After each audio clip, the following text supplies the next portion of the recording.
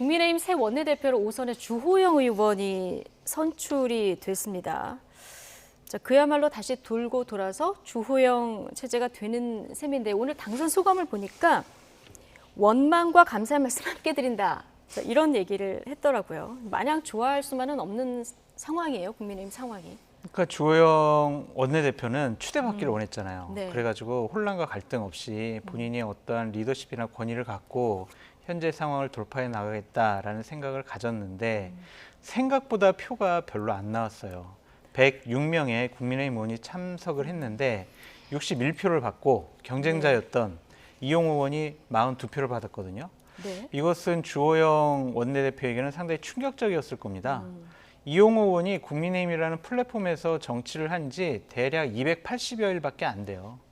그분이 과연 이런 식의 표를 얻었다라는 것은 나에 대한 반감이 아닌가, 견제가 예. 아닌가 그런 생각을 가질 수밖에 없다라는 좀 생각이 들고요. 그러니까요. 이용호 의원의 42표 파란에 더 관심이 가요. 사실 그렇죠. 당선보다. 맞습니다. 당내에서는 분위기가 어떤지 좀 들으신 얘기가 있습니까? 견제와 반감이죠. 견제와 반감. 그러니까 어떤 반감이 있냐면은 아니 주호영 전 원내대표가 비대위원장직을 했는데 법원의 판결로 인해서 비대위원장직에서 날아갔다. 그런데 그분이 다시 원내대표를 통해서 지도부에 복귀하는 것이 맞을까? 근데 이번 원내대표는 28일 날 정진석 비대위 체제에 대해서 법원에서 이준석 대표의 가처분 신청을 받아들이면 또 정진석 비대위는 날아가고 주호영 원내대표가 당대표 직무대행까지 겸을 해야 되는데 네. 그것이 과연 옳은 일일까? 그것에 대한 반감이 있는 것 같고요. 그다음에 주호영 원내대표를 추대하자라고 미룬 분이 권성동 전 원내대표잖아요. 예. 권성동 전 원내대표는 윤핵관이라고 본인이 얘기하고 다니셨잖아요. 그러면은 이것은 과연 대통령실의 뜻과 의지가 반영된 주호영 원내대표 체제가 아닐까? 우리는 대통령실의 출장소인가? 그런 자괴감도 느꼈을 것 같아요. 당은 대통령의 국정 운영을 뒷받침을 해야 되지만 예. 대통령의 밝은 눈과 귀가 돼서 민심과 국민의 뜻, 대통령실에서 파악하지 못하는 여러 가지 민심을 전달해야 되는데 우리는 그냥 대통령실에서 시키는 사람 또 원내대표로 뽑아 이것이 과연 맞는 것이냐라는 것에 대한 생각이 있었을 거예요. 네. 그래서 대통령실과 주호영 원내대표에 대한 반감과 견제가 이용호 의원이 42표를 얻는 놀라운 결과를 나타냈다라고 보여집니다. 그랬군요. 42표 이렇게 발표될 때 현장에서 와 이런 네. 소리가 났다 이렇게도 전해지는데 어쨌든 말씀하신 대로 추대하자 이런 분위기였었는데 42표가 이용호 의원에게 간 거 아니겠습니까? 네. 지금 원내대표 투표 비밀 투표로 진행이 됐습니다. 근데 지난번에 사실 국민의힘에서 당원 당규 개정이라던가 아니면 비대위원장 추인할 때 박수로 추인하지 않았습니까? 만약에 이것도 비밀 투표로 했다면 결과가 좀 달라졌을까요? 글쎄요, 그럴 수 있겠죠. 왜냐하면 비밀로 할 때 본인에게 피해가 오는 것을 뭐 이렇게 막을 수가 있으니까 뭐 좀 더 자유롭게 투표를 했을 것이라는 생각이 들어요. 그렇지만 이제 더 중요한 거는 박수로 추인한다. 이거 과거에 공산당이나 하던 일이거든요. 네. 요새 공산당도 이거 안 합니다. 네? 근데 이런 거를 지금 그 여당에서 하고 있다는 건 저는 굉장히 좀 한심하고요. 예. 그리고 그 민심, 그 다음에 의원들의 마음 이런 걸 좀 더 잘 파악하는 방법을 택해야 좀 더 민주적인 정당인 거거든요. 예. 그러면 좀 더 사람들의 마음을 잘 파악하려면 어떻게 해야 되겠습니까? 당연히 그 사람들의 비밀을 보장해줘야 자기 의사를 좀 더 잘 표출을 하겠죠. 그래서 그런 어떤 당을 운영하는 데 있어서 좀 더 세련되고 정도를 걷고 효율적인 방법 그리고 민주적인 방법을 선택하는 정당이 됐으면 좋겠다 이런 생각이 들어요. 왜? 국민의힘은 이미 이준석 그 대표 탄핵 사실상의 탄핵을 통해서 반민주 정당의 모습을 적나라하게 보여주고 있습니다. 지금 이거 더 가면 저는 안 된다고 생각해요. 그리고 주호영 의원께서 그 원내대표가 되셨으면 저는 저 정도 경륜이면 윤리위가 이준석 대표의 추가 징계를 하는 어떤 이런 도발 이런 거는 절제시키고 막을 줄 알아야 리더십이 확보될 수 있다라고 저는 생각하거든요.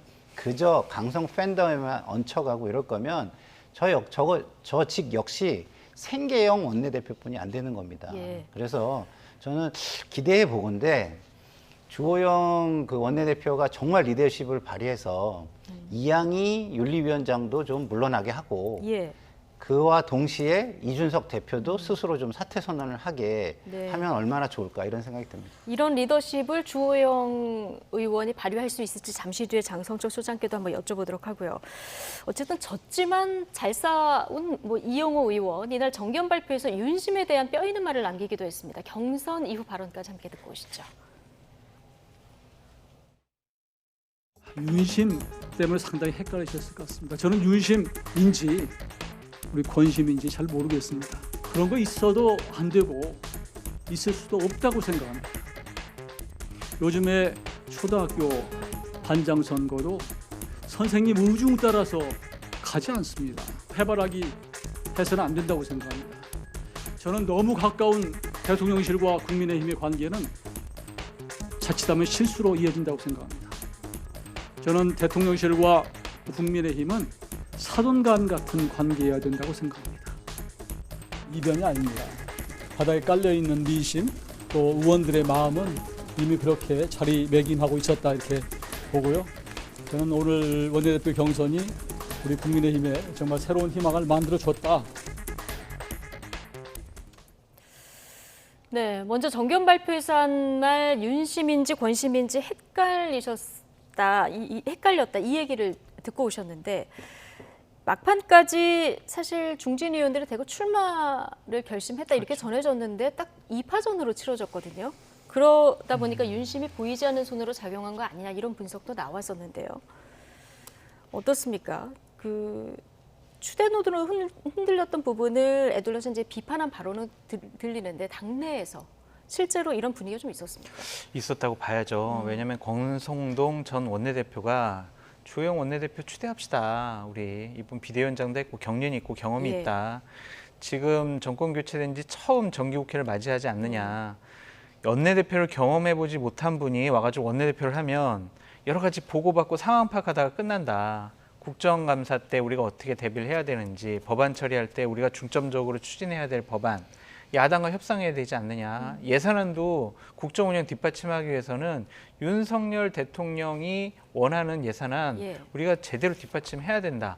그거는 안 해본 사람은 부족하다라는 말로 여러 의원들을 설득을 한 것으로 지금 알려져 있습니다. 네.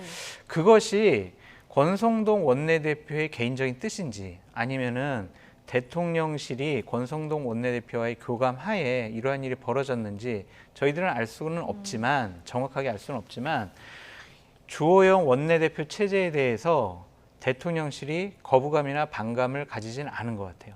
그렇기 때문에 예. 출마하려고 예상되었던 중진 의원들, 예를 들면 대구의 윤재욱 의원이라든지 경기도 안성의 김학용 의원이라든지 이분들은 출마하지 않았잖아요. 그러니까 정리가 된 거예요. 어떤 보이지 않는 손을 통해서 예. 자, 당신들 이번에는 말고 다음에 도전해. 이번에는 주호영 원내대표로 갑시다. 이런 식으로 분위기를 잡아간 것이다. 라고. 충분히 일리 있는 분석이다 그럼요. 이렇게 보셨는데 그것은 많은 기자분들이 여러 가지 상황 파악을 통해서 증언을 해준 내용들. 네.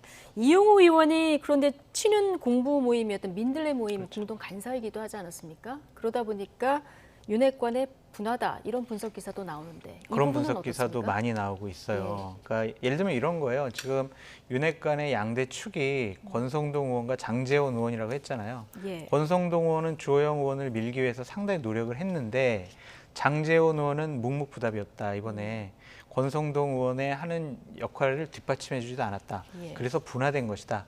이런 식의 분석도 나오고 있는데 저는 이 표심이 있잖아요. 주호영 의원이 받은 61표가 초재선에서 많이 나왔는지 아니면 중진들에게서 많이 나왔는지 이용호 의원이 받은 표가 중진 의원들이 그래 당이 이렇게 가서는 안 될 것 같아.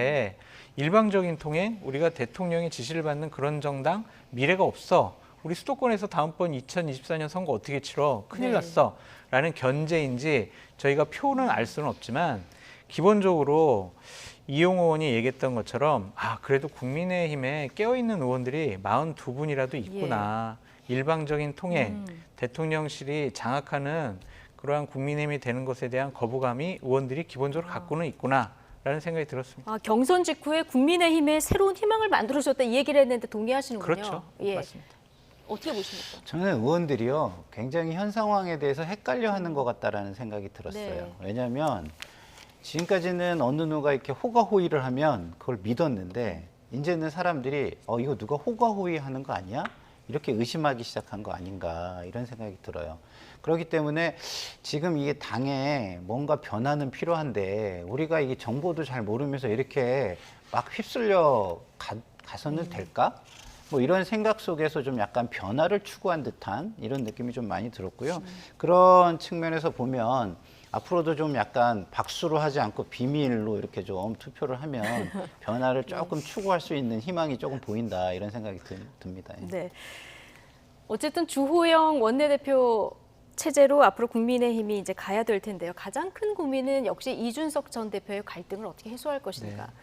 앞서 이준석 전 대표는 이제 그만하고 물러나고 그리고 지금 윤리위 징계 문제 관련해서는 이걸 그만하자. 주호영 원내대표가 이 둘 다를 이끌어낼 수 있는 리더십을 보여야 된다 이렇게 얘기를 해주셨거든요.